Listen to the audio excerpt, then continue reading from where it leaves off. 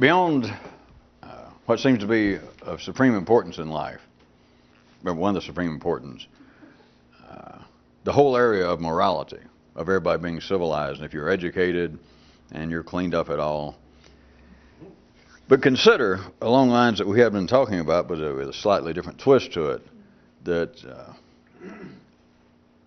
all crime, all immorality, all assaults and affronts on the public peace and tranquility of life is really based on one thing: a lack of seriousness.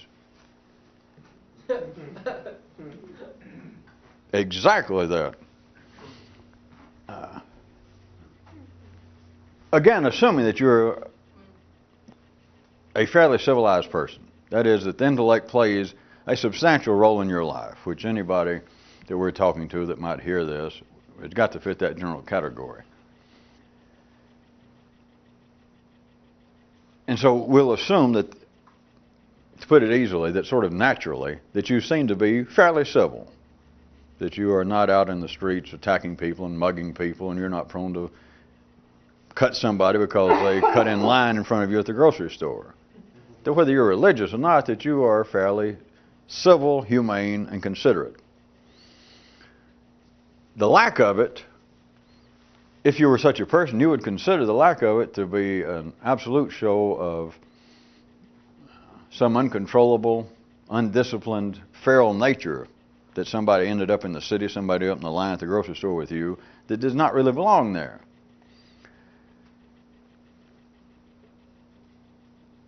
And men, because of the complexity of life, they're supposed to, but they have made so much out of what crime is, out of what insensitivity to your fellow man is, what immorality is, that they have missed the whole point. Well, in a way that might interest some of you. It doesn't do me harm, it accomplishes its purpose. But it is all based on a lack of seriousness.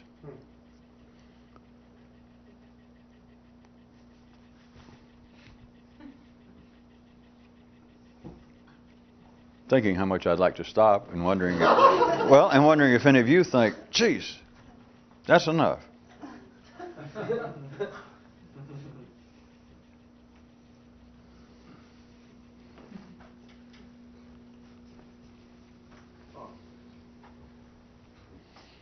Well, what is morality? Morality is treating the being of someone else seriously.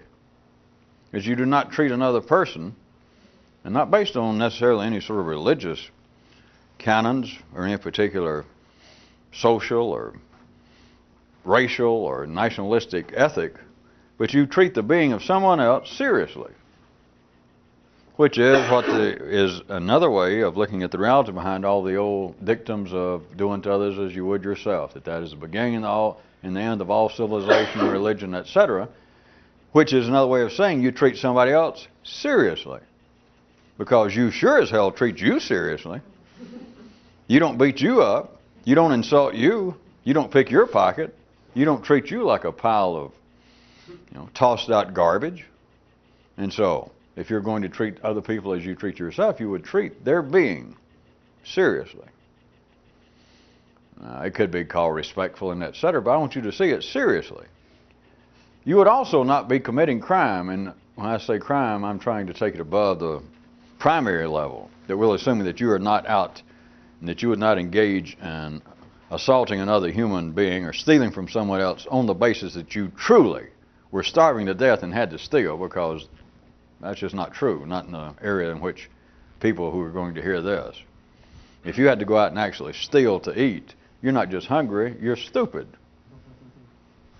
Just to put it casually, because you got to understand that you don't have to do that. So that's not the point.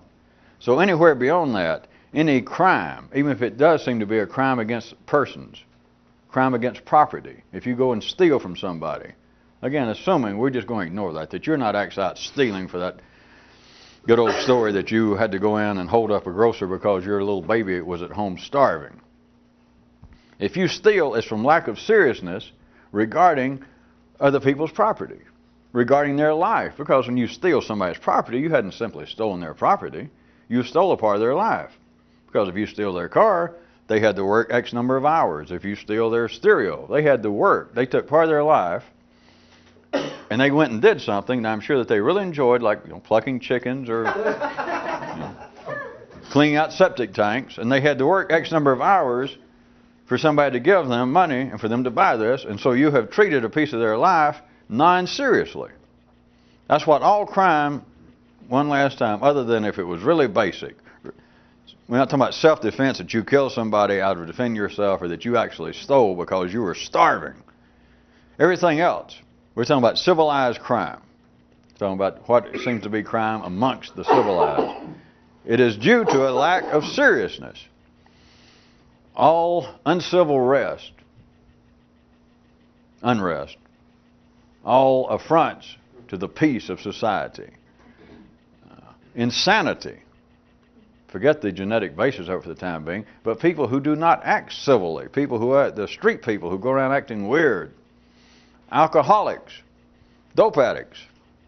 I know their behavior, people that you could say, if you're ordinary, you could say, well, their behavior demands that they be treated in a singular fashion, to have them put away, that they are harmful, they are dangerous. That could be. I'm not saying it's not. But what's the basis of it? They're not serious. They're not treating the paradigm, the invisible structure of society seriously. Now, I drug in people who seem to have mental problems to try and give you one little jolt, since we're not serving extremely strong coffee while I'm talking, to make you see that even though that's not included in what I started out using, that's not the best example, that is still the basis of why the so-called insane are shunned. Now, I know you can explain it in a more civil way that, well, they're not shunned. I got an aunt. It's a little weird. And then she got even weirder as she got old, and we didn't shun her. I used to go visit until she got so bad, and yeah, we did put her away, but we didn't shun her. It was for her own good. I know that. I understand that. I understand that. The bitch wouldn't act right. She wouldn't act serious. And it began to go on your nerves. Again, we're assuming you're ordinary. I just want you to see, and again, we'll assume for a second that this person that has been, by your definition, which I'll accept, I'm sure that you would have had a psychiatrist come in, though, to give a professional opinion, so that your neighbors and friends couldn't say, boy, shame on you. You put away your aunt. She just got a little weird and senile, and you put her away just to get rid of her. Oh, no. No. And you so happen you got the paper in your pocket that a licensed psychiatrist said this woman should be put away. It don't cost you $2,000. But anyway,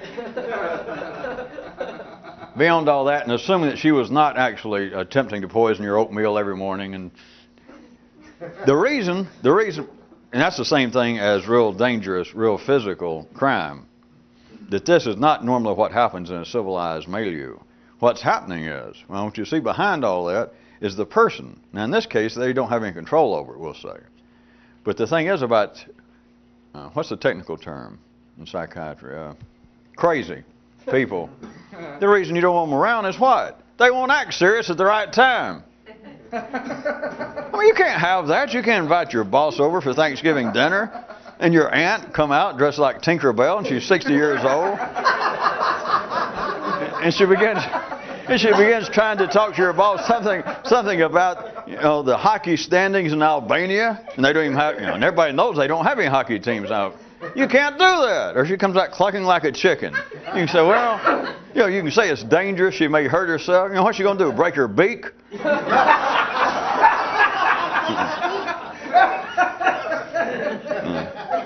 Now, the reason that you and anybody else has her put away to get away from you is she will not act seriously. And we'll assume that you like a good joke. You could be a professional comedian. If you have an aunt like that around the house and you make a living telling jokes, you'll still have her put away. Because telling jokes is one thing. But treating life in that way, and then of course you immediately will say something like, well, it's just going to get worse and she's going to hurt herself. Which always sounds fine because that makes you look like, Albert Schweitzer reincarnated. I only have her interest at heart. That and getting her away from me should drive me nuts. I'll be crazy too. And all you're saying is she'll have me going in to my job and they'll say good morning. I'll go cock-a-doodle-doo. And they'll be then to me. All threats to society I know I said it, but I'll say it again. The last time, surely, not counting in places which are true on this earth, right now on this planet, there are places that are so uncivil that even the people are illiterate, and it comes and it goes, and it ebbs and it flows. But there are places right now that I'm aware of it, that there are people who are starving to death. There are people who are afraid to go out in the streets. And it's really, on this planet, it's just like different time zones, but there are places, and it comes and it goes, and it shifts a little bit, that are, in a sense, uncivilized. Not truly uncivilized. Because if you can talk, you're civilized. Because if you can talk, at least you'll say, hey, we're uncivilized, which is a form of civilization. So, but we're not living in a place that you are threatened with that kind of mass, collective civil unrest, that kind of threat physically to the peace and tranquility of the streets and your neighborhood and your household. So we're not talking about that. What are we talking about? All threats to the collective sense of reality, which is what civilization is. That is the ideal. All of it is based on one thing. And it comes out in laws of morality as something else. You all know the Ten Commandments. You all know the basic laws, without being an attorney, that there seem to be offshoots of the Ten Commandments and other models of morality. You don't steal from your neighbors. You don't kill people. You don't push people around. You don't take that which is not yours. And you don't cheat. And you don't lie under oath. But what are all of these things? It is a lack of seriousness toward the collective reality that we call civilization, the secondary world. That's what cannot be tolerated. And if you take away, once you see it, what I'm saying is a lack of seriousness. If you could get a criminal in a civilized environment, the kind of person that goes around shoplifting, somebody does burglaries in the neighborhood, somebody just goes around assaulting other people because he didn't like the way they look or the way they looked at him. If you would take away what I'm saying, if you could cure his lack of seriousness, then he would not be a criminal. He would not be disturbing the peace. He would not be a threat to society. He would not even be an outcast, morally speaking, whether he's actually committing crimes. He could just be so immoral, so thoughtless, so inhumane, so crass, so gross, such a Philistine that civilized people shun his company. And what would cure it? Make him serious. The man is not treating life seriously.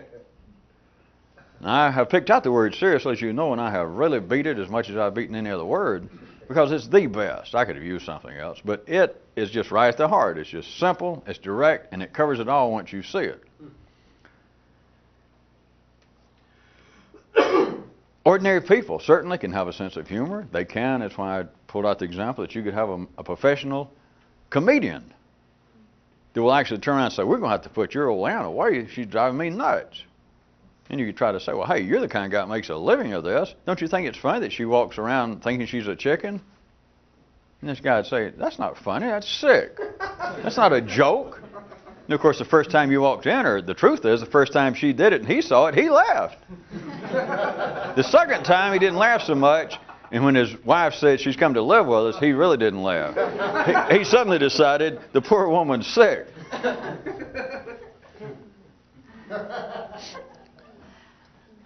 The cure for all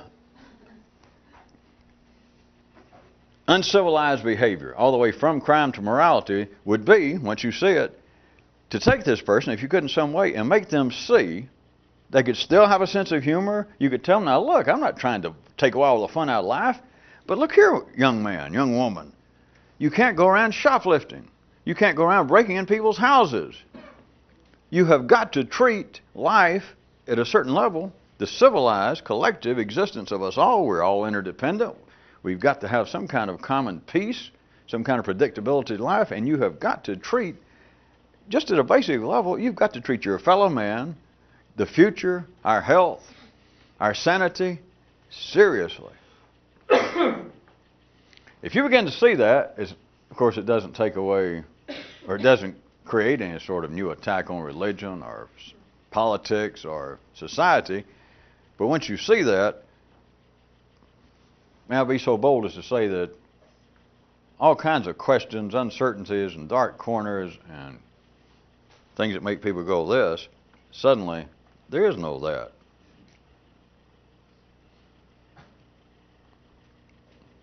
allow me to quote somebody great, myself. All affronts, all assaults, all threats to the public good, peace, and tranquility is based on one thing: a lack of seriousness.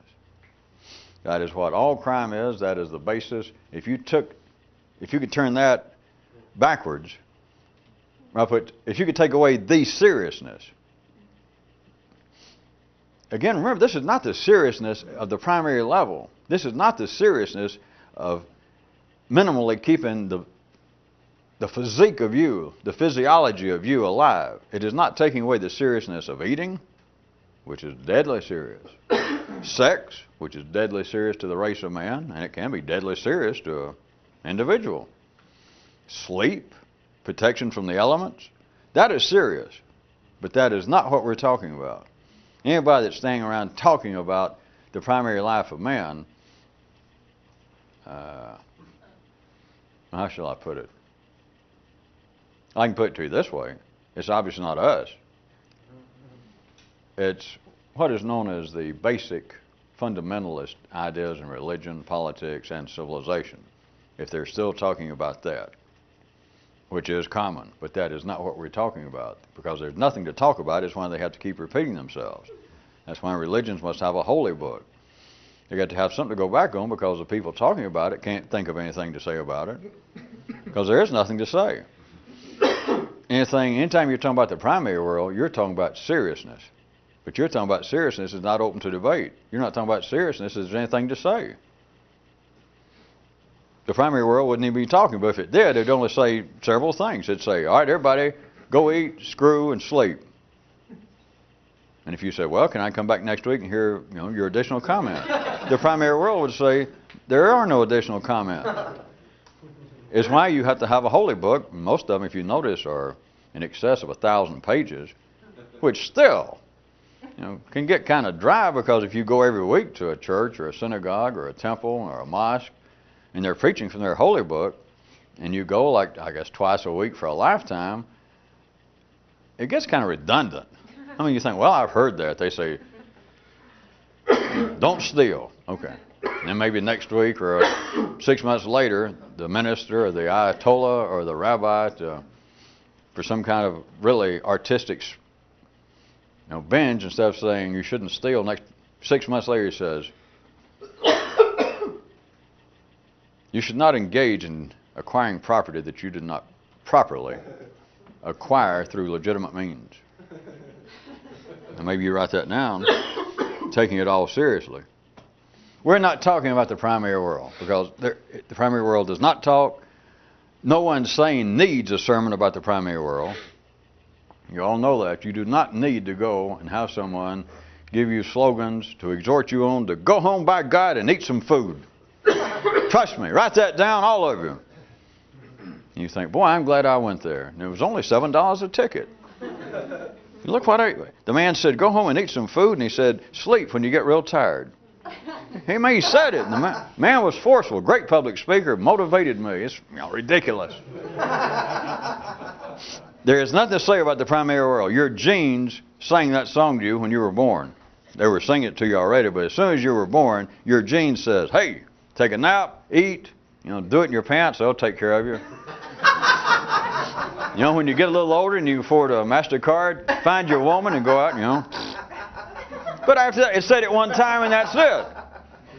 So what we're talking about is another world. We're talking about the world up here in the cortical intellect of man. Now, in that world, men continue to give advice. They continue to talk. You know how many books are published constantly, year in and year out. It increases. And the books are all about the same thing. All political speeches are about the same thing. And religions, even though they're still tied to the primary world, and they think otherwise, they're still tied to what I said, to talking about that which there's nothing else to say, is why they have to keep repeating themselves, and why they need extrinsic sources such as a frame of reference, a holy book, is they need somewhere to point. That, well, God said that. And you can say, well, Jesus, you've been talking about thou shalt not steal. I've been coming here paying my money for 30 years, and about all I've done, I've gone back, I took notes, and I took them, and you went over and over. Oh, some weeks you'd say, thou shalt not take stuff you don't own. And then a year later you'd say, don't take other people's toys. But it's the same thing. And of course, the Rabbi, the minister says, wait a minute. Watch your tongue, sir. Madam, I'm just repeating what God said. And of course, if you're ordinary and you're taking that serious to start with, they kind of got you. If you've been playing along and dancing with that music up until then, and you say, well, it's the same stuff over and over. You don't ever say anything new. Plus, you don't tell me how to stop it. I want to steal. I want to screw my neighbor's wire. And you just keep saying, don't do it. And I came to you. Do you remember me?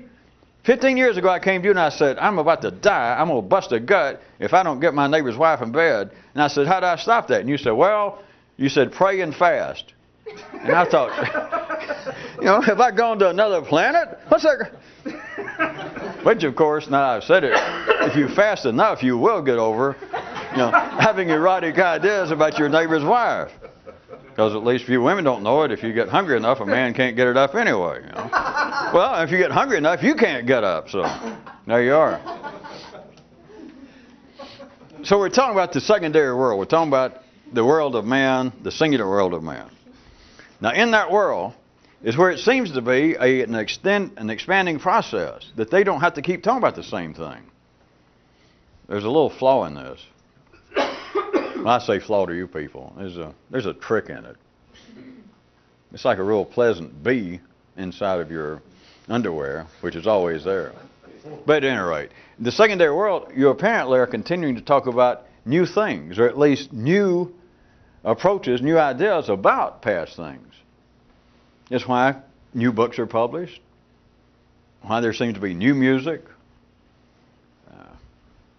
Maybe I'll get you off the track for a minute or give you another chance for review. Let's assume you like music and you keep up with the latest music. You do understand in the Western world, the scale is made up, you've only got 12 notes. That everything you've heard in the Western world, everything from Haydn to Wagner to the Beatles to Kitchens of Distinction to the Soup Dragons to the Rolling Stones to Merle Haggard, whether it's two guys, if it's Jose Feliciano sing there with a guitar, a solo, 6 strings, 5 fingers, 1 voice, or 2 symphonies doing Wagner. 180 people.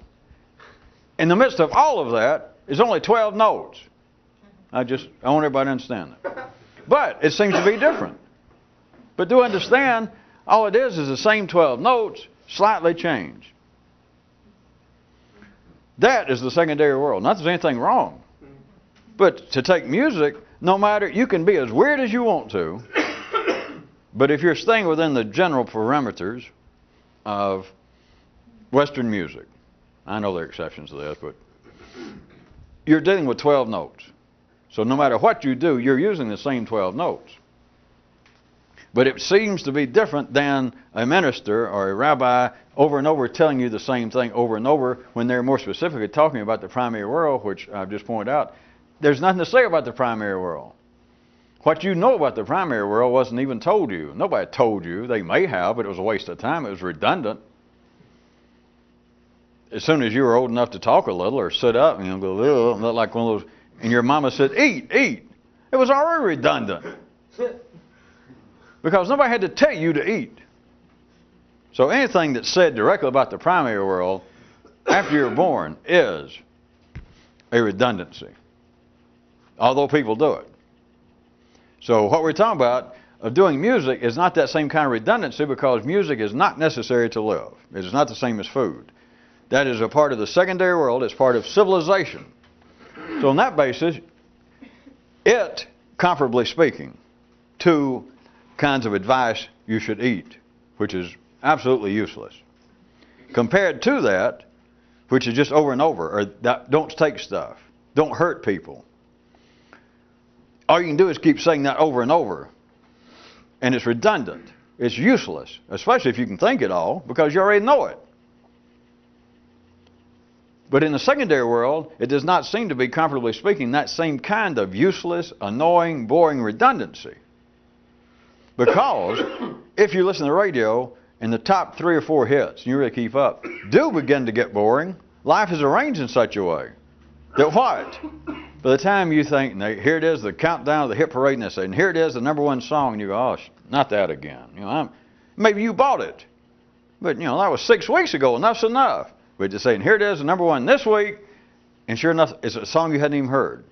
You go, it's the same 12 notes.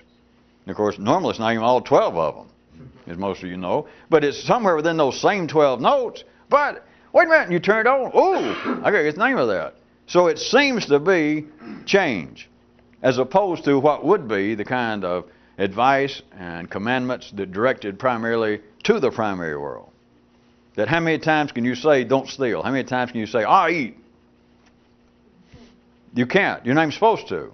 It's useless from the level of it being necessary to keep you alive.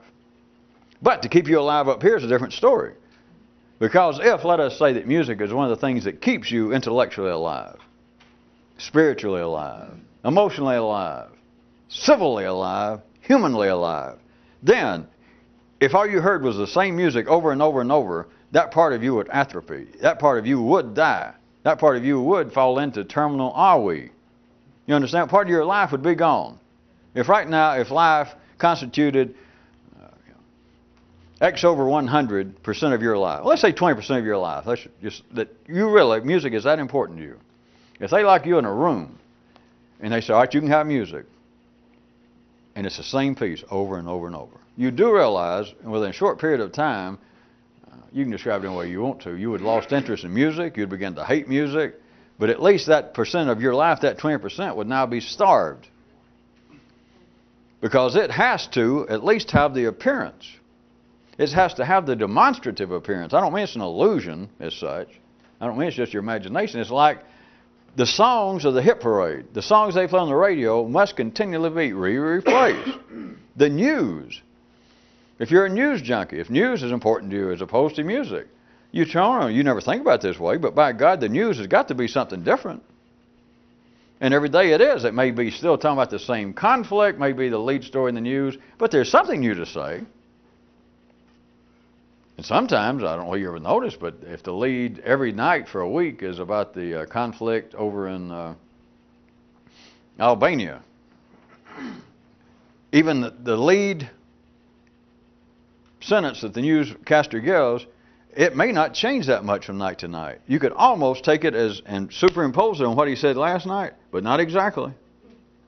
Not exactly. There'll be some slight change. He may say something like, the lead, as soon as it comes on, he'll say, good evening, that's so-and-so, such and such network, and lead story tonight is still the bloody unrest in Albania. And that was the same thing he started last night. And he says, the lead story is still the bloody unrest in Albania, but this evening with the new aspect that the head Mediterranean attaché of the United Nations peacekeeping force is now in Tehran to see what's going on. And so it's just a little bit.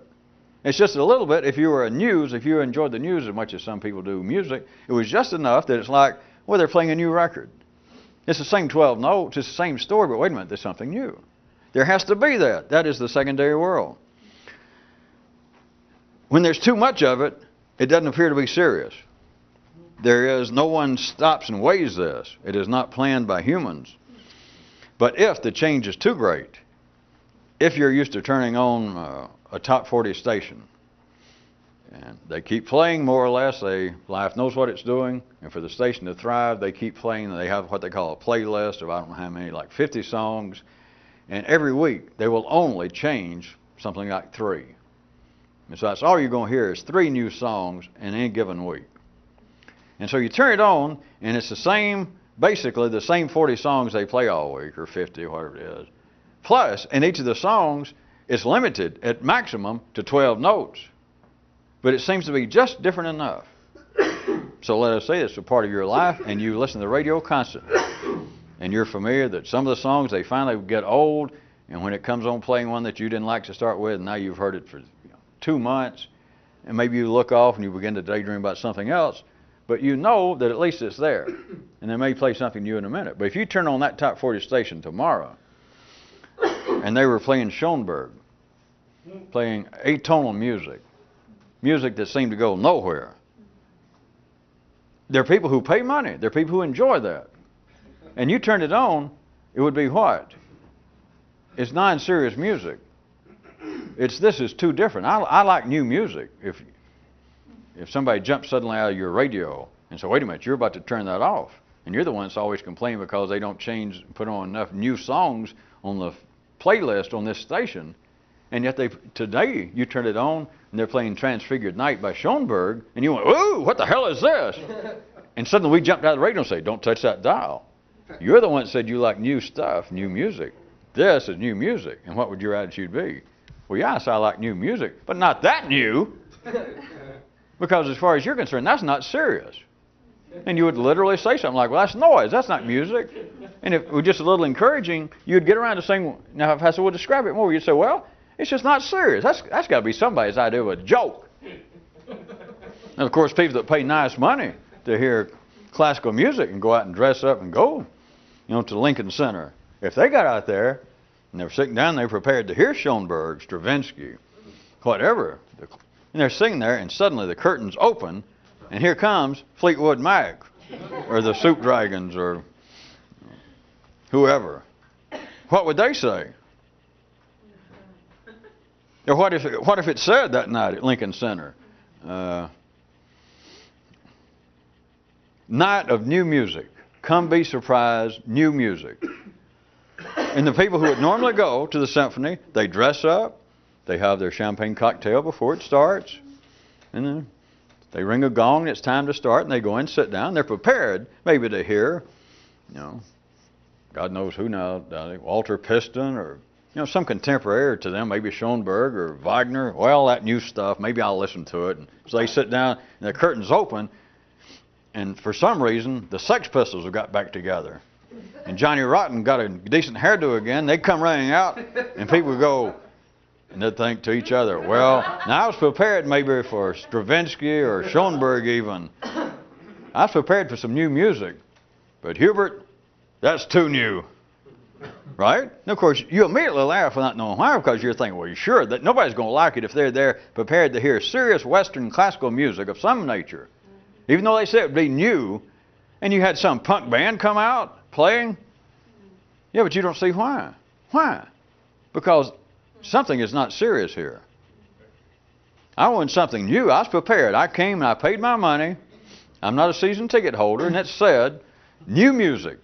But it's symphony hall anyway. I came, or I told my radio. You understand? It's the same thing. Or I go hear someone speak on a subject, and it says new ideas regarding blah blah, morality, politics, economics, and you go, and you're expecting a serious speaker come out. In some way, it's a guy doing a cheap imitation of Groucho Marx comes out, and he's talking. And he's using terms that sound like they came from an economics textbook. And you listen a few minutes and you say, well, yeah, I'm open to new ideas, but not that new. What are they saying? They're saying that's not serious. That is almost criminal. That is an affront to the intellectual peace and tranquility of civilization, of our day and time. You cannot do that.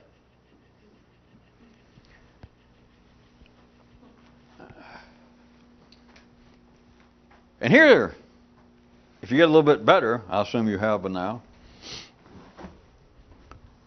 it's only words that can be serious. Acts can be deadly. In fact, an act will eventually be deadly to all of us individually. But acts can certainly be deadly. We're talking about the primary world is, you can starve to death.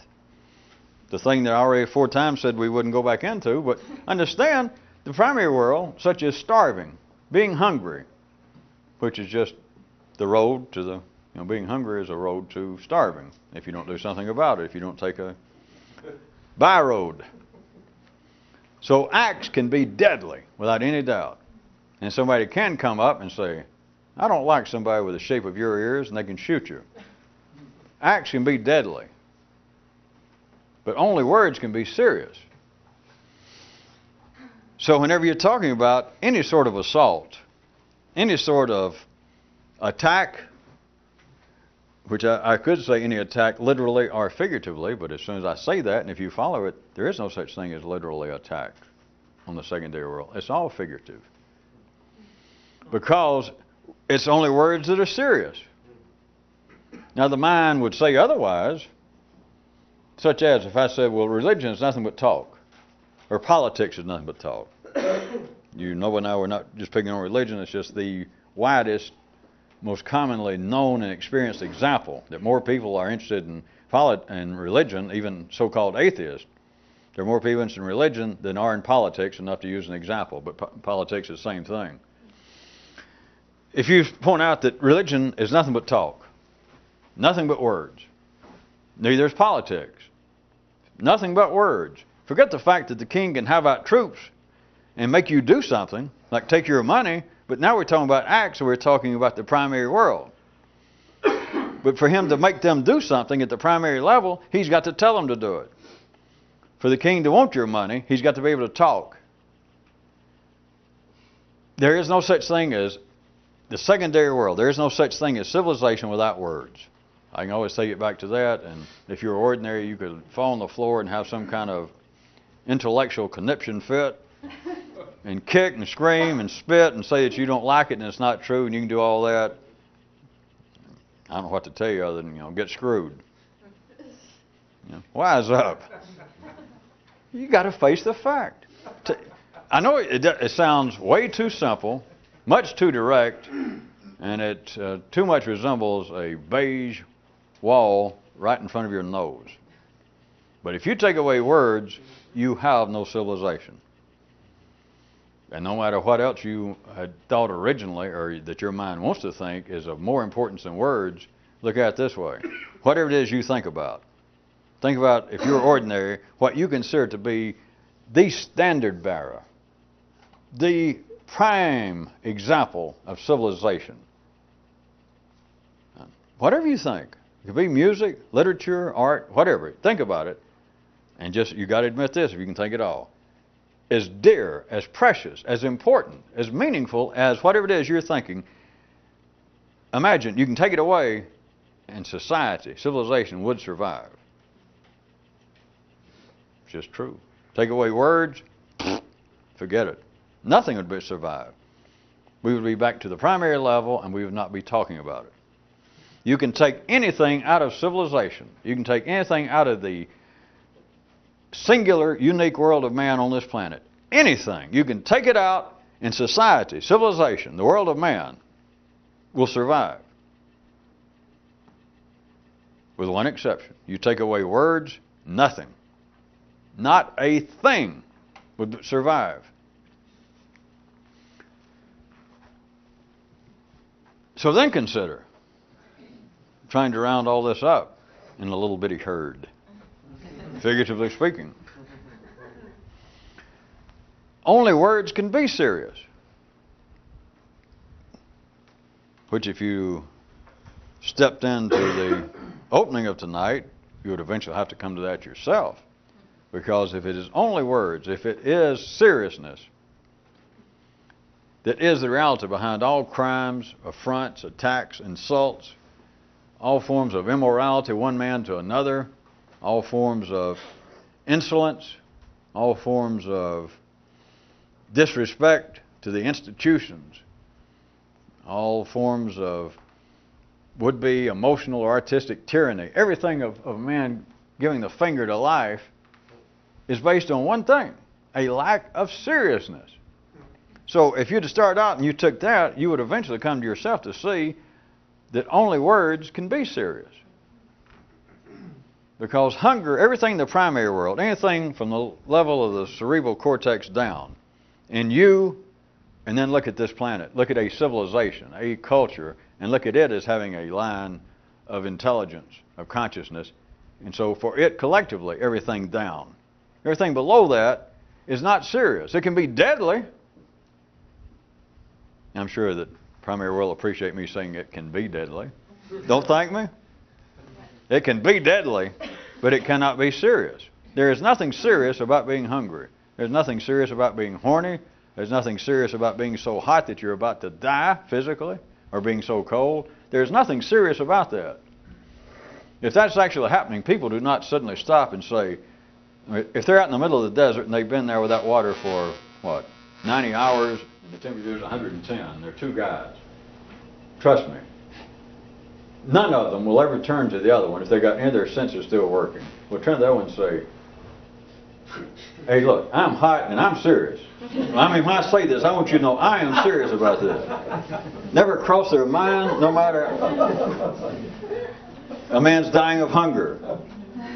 He hasn't eaten. In 2 months, he's down to 50 pounds, him and his buddy. He'll never try and say, you know what, you may think this is funny, but I'm serious when I say this. I could really go for a good snack right now. I'm serious. There's nothing serious about that. Or a man say, I can feel it all over me, I'm dying. This is it, I can tell I'm dying. This is serious.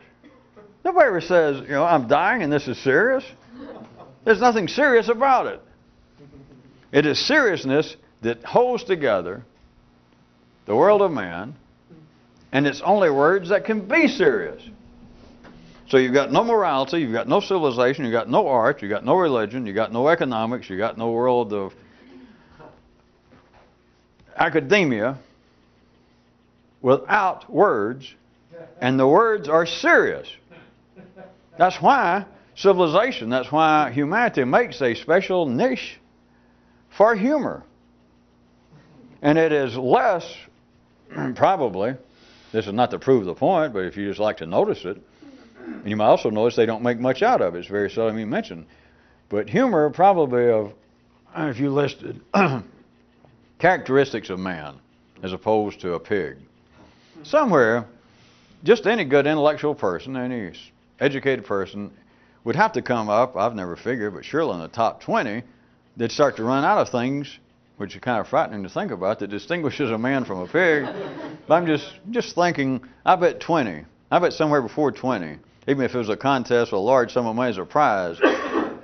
And it had to be, you had a panel of, 5 reasonably intelligent people of your same time and place, and they had to agree. And you had to pick out 20 characteristics that absolutely distinguish you from a pig, man from a pig. You might have your hands full. Think about it. Trying to get up to 20. And at first you thought, it's an infinite number. But at any rate, so assuming that you were smart enough, you would finally get to humor. And the more I talk humor, you might, hit humor before you get to 10. So at any rate, the point is, you do understand, whether you have a particular sense of humor or whether you go around telling jokes, you do understand that humor is, once it's pointed out, is a substantial part of human life. Turn on the news show, network serious news show, and probably before that 30 minutes is out, surely, once or twice, there'll be something approaching humor. I mean, their intent was it would be humorous. So it's even there on the deadly news. Ministers, rabbis, make Ayatollahs, I don't know about anymore. Anyway, well, their union, you don't hear about it. So humor fills a sizable part of civilized life. But the thing is, what I was trying to get you to point out, notice that there is a dearth, relatively speaking, of books or courses, places to go major in humor. The point is, if you start talking about humor in an intellectual way with people, you would notice, or if you think about yourself, go look in the library, but it should strike you what I'm saying. Humor seems to be, to say the least, less debated, less studied, and there's a few steps after that to say, well, less understood. Try to ask somebody, ask yourself, well, what is funny? Or if I tell a joke, or anybody tells a joke, and you laugh, and you say, well, why did you laugh at that? And you really try, unless it's a direct insult on somebody, unless it's the Armenians making jokes about Azerbaijanis, unless it's Jews making jokes about Arabs and that kind of obvious thing, it's hostility. Other than that, if you ask somebody, why did you laugh at that? It's very hard to say the least. We're still getting somewhere. So, from an ordinary view also, I assume that you would agree that, just for a general definition, that humor would fit a definition of being non-serious. You can't be serious in any way simultaneously with being humorous. You can't tell a punchline and be serious and have it go over right. So in other words, you would assume that there are two different things operationally. They just simply are. There are times to be serious and times to be funny, but you can't do them both right then at the same time. So funniness is kind of a timeout from seriousness. Now, could I refer you back to a couple of minutes ago? Would you consider the fact that humor, that is, timeouts from seriousness, just at the ordinary level, we're not talking about anything metaphysical, just at the ordinary level, that humor is not a general subject of continuing, sizable, important discussion, debate, study, reflection.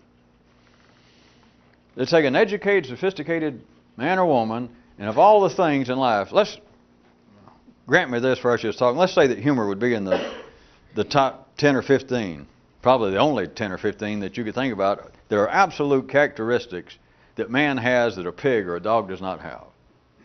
That just things they do not have in common. That maybe surely humor has got to be in the 10 or 15 things that any group of people would say, all right, those 10 or those 15 absolutely distinguish us, without any doubt, we all agree, between us and animals. Humor would be in there, all right? But then consider, of all the things you ever think about, you and everybody else, institutionally, collectively, of all the things we could name, would you not agree without me starting to have to think up the 10 or 15 examples? Humor has got to be at the bottom of the list of those things discussed, reflected, thought about, discussed, debated, that would make man unique from an animal, from any animal. That is the one thing that's exceptional, or one thing that is absolutely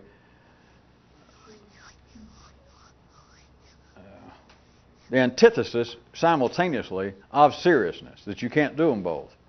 So one thing, and you can be serious, let's say that praying, just to make up one, that somebody could say, well, all right, prayer, the desire to worship a higher being is one of the characteristics. That'd probably be the first one on most people's collective list. And so let's say that. All right, you can pray and be serious at the same time, can you not? And they'd go, well, hell yes.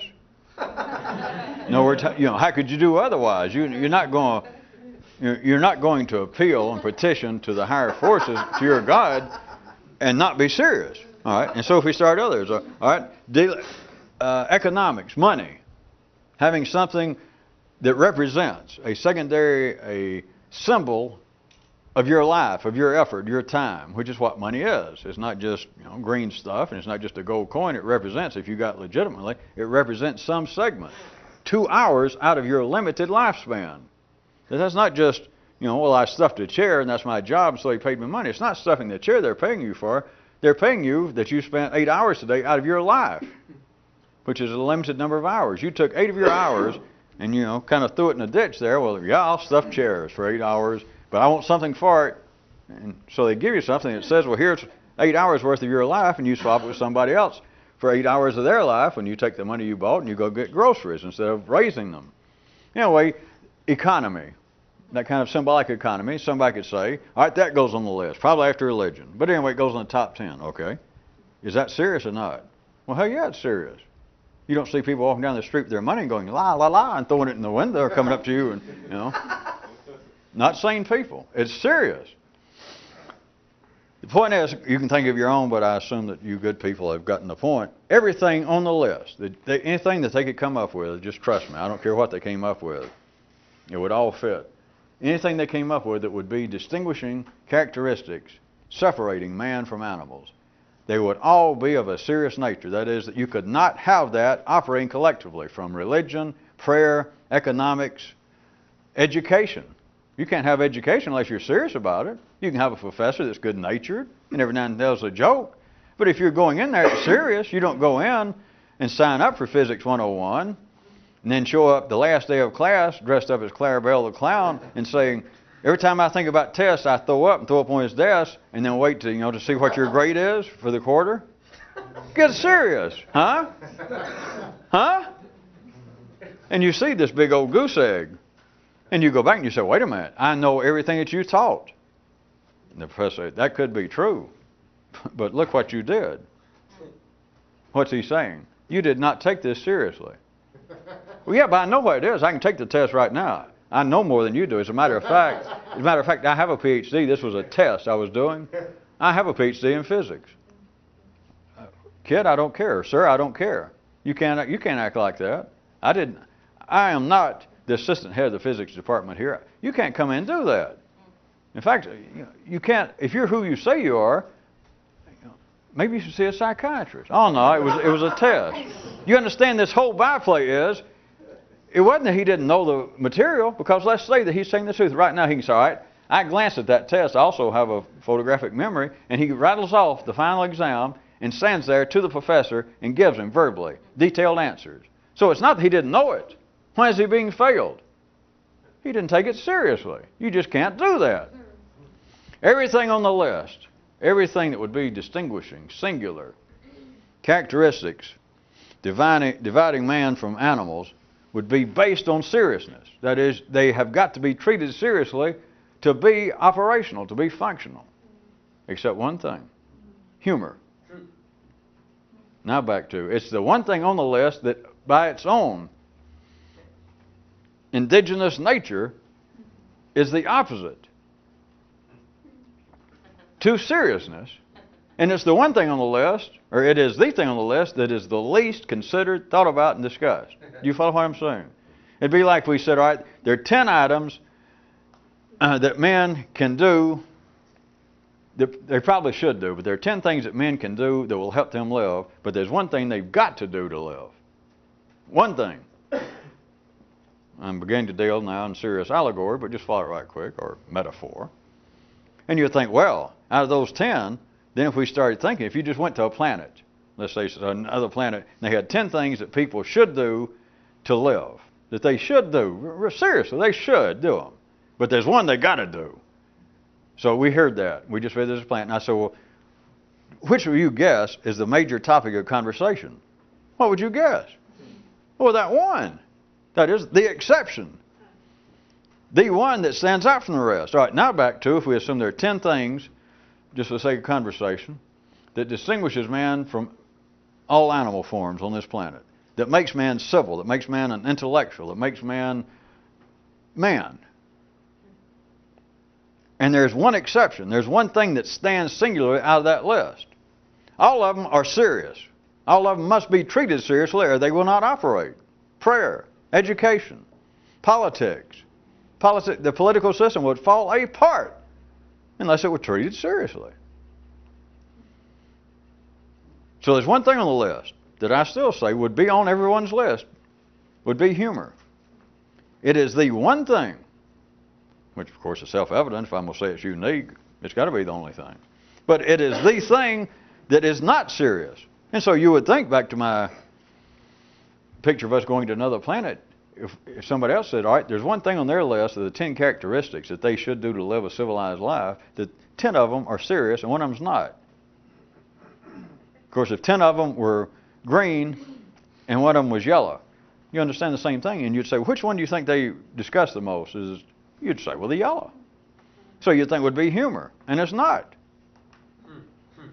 The very thing that stands out, the very thing that is unique, you would think, well, that would be the, pardon me, most serious area of discussion, wouldn't you?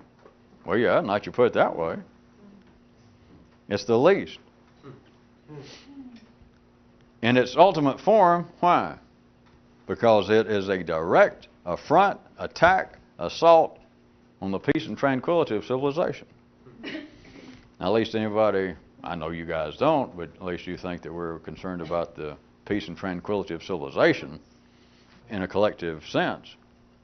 You don't have to worry about that. What does it do individually? Being serious keeps an ordinary man, it keeps him from suffering what seems to be direct assaults and affronts to his peace and tranquility.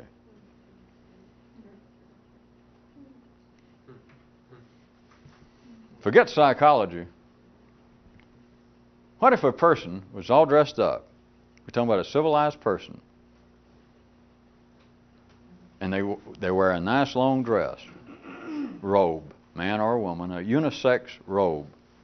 And they look dressed up. They look serious. Well, when they should be serious, which is most of the time in serious matters, they look serious. And what if this robe of seriousness is based upon the fact that you have to keep it neat. You try to stay in fashion. You wear a kind of robe that fits into your time and place, that fits into your social structure that fits into, it's a civilized robe. It does not frighten the children out in the street, does not offend the sensibilities of other civilized people. But the main reason it's serious is that if you grabbed it and lifted it up, there's nothing under there. To be civilized, people normally want to say, well, to be civilized is sort of a disguise, it's sort of a veneer to help cover up the obscenity of our more uncivilized nature. That sounds neat. But what if you suddenly rip off this veneer and the obscenity that they're trying to hide is not the uncivil obscenity of a moral, feral nature of man? What if the obscenity is this? There's nothing under there. Does that give anyone more pause to consider, well, hey, no wonder I'm so serious at that level? Don't you be trying to look at my dress. Not just people say to one another, men say to themselves, don't you be trying to look at my dress. In case any of you wondered why I make so many little stories and jokes about guys talking to themselves, and it sounds like it's some kind of insanity, looking at their own brains and saying things, and then they answer. Usually you laugh. Think it's a joke. Don't you lift my dress. I mean, there's some things funny in life, and there's some things that's not funny. And I'm glad that we had these few moments together to establish that once and for all.